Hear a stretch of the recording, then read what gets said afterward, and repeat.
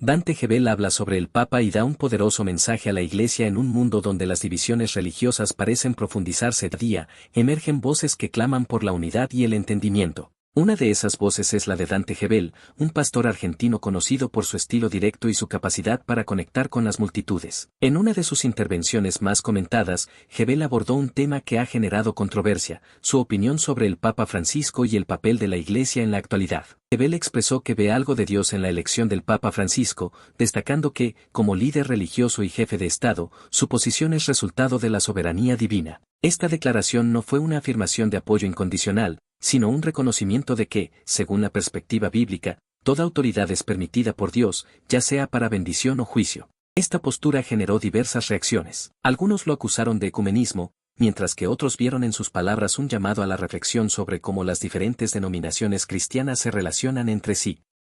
Gebel respondió a las críticas aclarando que nunca dijo apoyar al Papa, sino que simplemente reconoció la mano de Dios en su elección. Más allá de la figura del Papa, el mensaje de Gebel se centró en la necesidad de que la Iglesia recupere su esencia, ser un refugio para los quebrantados, un lugar donde el amor y la compasión prevalezcan sobre las diferencias doctrinales. Criticó la tendencia de algunas congregaciones a convertirse en clubes exclusivos, olvidando su misión de ser luz en medio de la oscuridad. Gebel enfatizó que su llamado no es a la uniformidad, sino a la unidad en lo esencial. Recordó que Jesús oró por la unidad de sus seguidores, no por su homogeneidad. En este sentido, instó a los creyentes a dejar de lado las disputas internas y enfocarse en lo que realmente importa, vivir y compartir el amor de Cristo. En conclusión, el mensaje de Dante Gebel es una invitación a la Iglesia a mirar más allá de las diferencias y a centrarse en su verdadera misión. Es un llamado a ser una comunidad que, en lugar de juzgar, acoge, que, en lugar de dividir, une, y que, en lugar de señalar, ama. Dante Gebel no se detuvo en una simple opinión. Su mensaje fue creciendo en profundidad a medida que hablaba,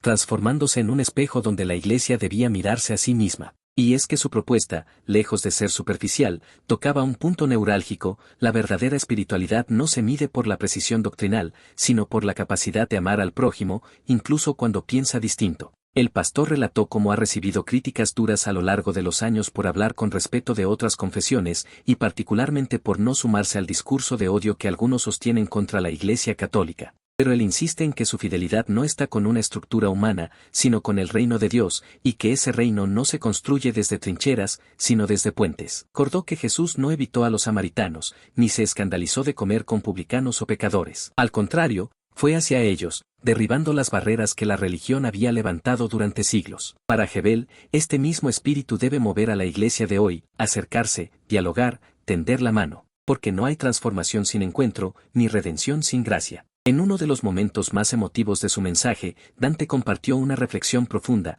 Hemos gastado demasiada energía peleando entre nosotros, escribiendo libros para atacar a otros hermanos, haciendo videos para desenmascarar falsos ministros. ¿Y todo para qué? ¿Para demostrar que somos más puros, más bíblicos, más santos?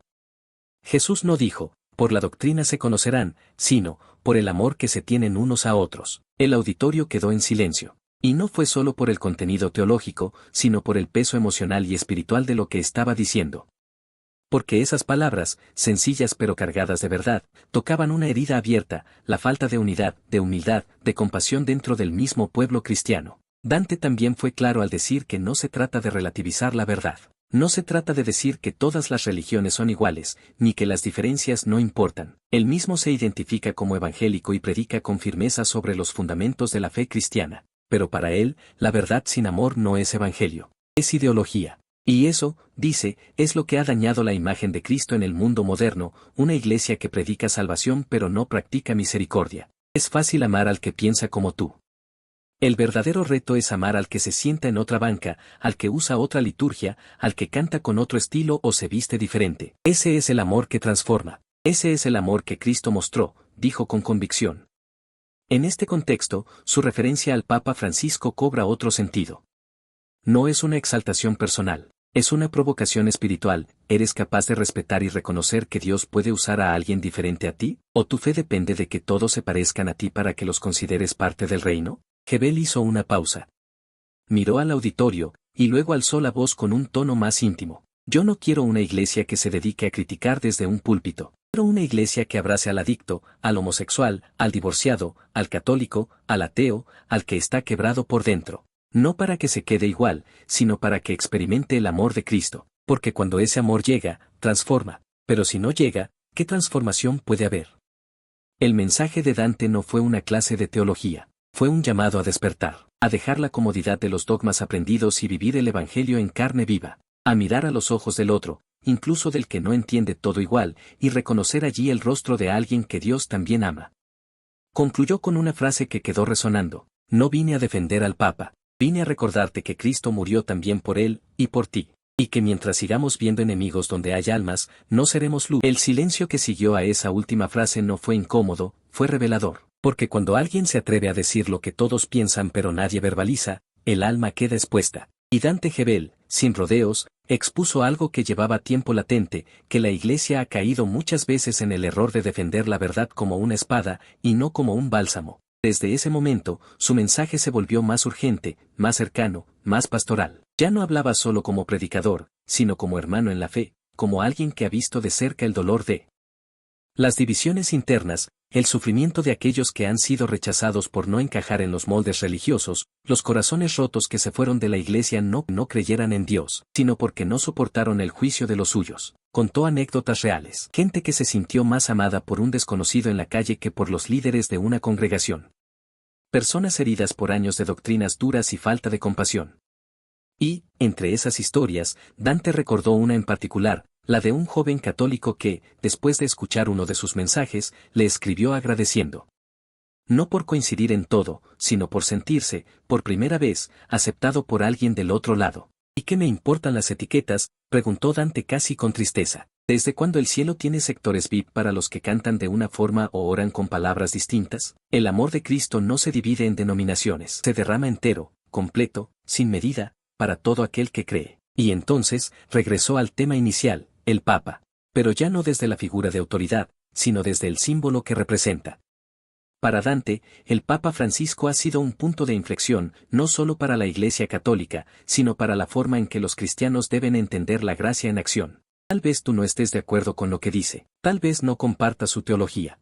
Eso está bien, pero no te atrevas a negar que hay gente que ha encontrado esperanza en sus palabras. Y si tú no puedes celebrar eso, entonces tu problema no es con el Papa, es con el reino. Ese fue uno de los momentos más fuertes de su mensaje, porque ponía en crisis una mentalidad arraigada, la idea de que solo se puede celebrar lo que encaja en nuestro marco de creencias. Pero Dante insistía, con la fuerza del espíritu y la experiencia de años predicando por el mundo, en que la obra de Dios no tiene fronteras humanas. ¿Qué pasaría si un día descubres que Dios obró en alguien que tú siempre juzgaste? ¿Estás listo para ver al otro como hermano, incluso si nunca pensó como tú?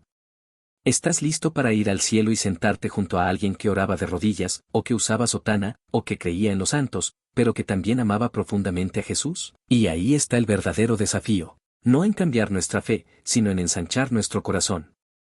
En no levantar muros donde Cristo extendió puentes.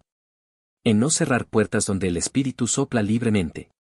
Dante no pretende convertir a nadie al catolicismo. Eso sería malinterpretar completamente su mensaje. Lo que él propone es un despertar espiritual, un regreso a lo esencial, el Evangelio como buena noticia para todos, no como argumento de batalla, no como excusa para dividir, sino como la gran historia de redención que nos incluye a todos. Al final, su voz se suavizó. No bajó el tono por miedo, sino por reverencia, y con una ternura que solo tienen aquellos que han aprendido a amar incluso cuando han sido heridos, Dante concluyó. Querida Iglesia, deja de gritar. Escucha más. Ama más.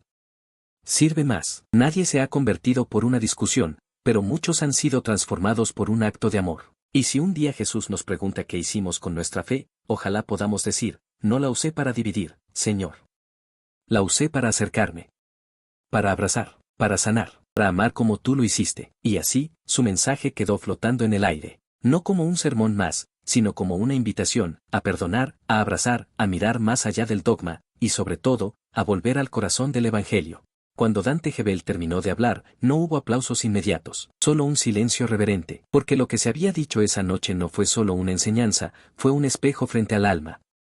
Un espejo que mostraba a cada creyente no como vencedor de una batalla doctrinal, sino como parte de una familia rota que necesita reconciliación. Pero el mensaje de Dante no quedó en palabras. Su desafío iba más allá, era una invitación a vivir diferente, a que cada uno, pastores, líderes, jóvenes, familias, decidiera dejar de lado la amargura y las disputas religiosas para convertirse en agentes de paz. No necesitas estar de acuerdo con todos, dijo, pero sí puedes elegir amar a todos. Y en ese amor, Dios se revela con más poder que en cualquier dogma. Entonces, como un pastor que conoce bien a su gente, dio pasos prácticos. Dijo que la unidad comienza en casa, con las conversaciones que tenemos con nuestros hijos sobre otros creyentes. Que empieza cuando un padre enseña que el que ora diferente no es enemigo, sino hermano. Que empieza cuando dejamos de compartir solo lo que refuerza nuestra posición y empezamos a compartir lo que construye puentes.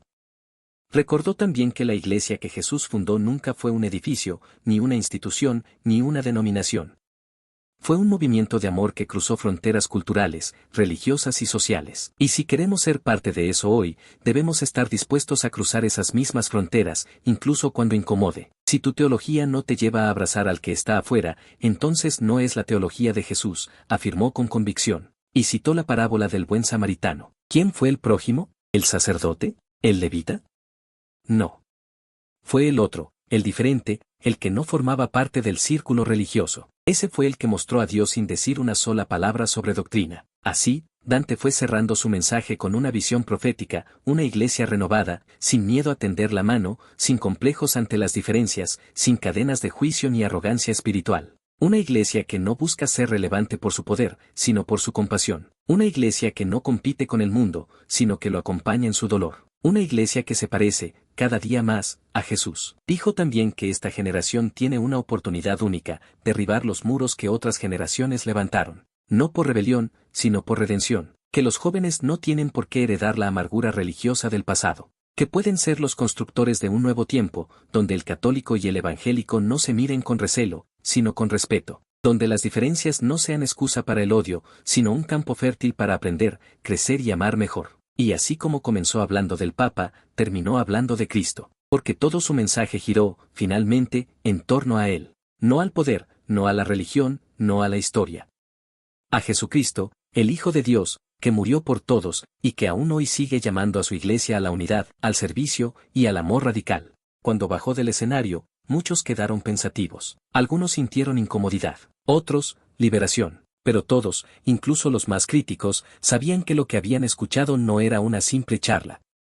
Era un sacudón espiritual, una advertencia santa, un llamado a la madurez, a la humildad, a dejar de jugar a ser jueces de los demás y empezar a ser obreros del reino. Días después, las redes sociales se llenaron de reacciones. Algunos lo acusaron de herejía, otros lo llamaron valiente. Pero Dante, fiel a su estilo, no respondió a los ataques. Solo volvió a publicar una frase de su mensaje. No vine a encender una guerra religiosa. Vine a recordarte que el amor sigue siendo el lenguaje más poderoso del reino. Y que mientras discutimos quién tiene la razón, hay un mundo allá afuera esperando que alguien le muestre a Jesús, no con palabras, sino con vida. Y ese, tal vez, fue el mayor mensaje de todos.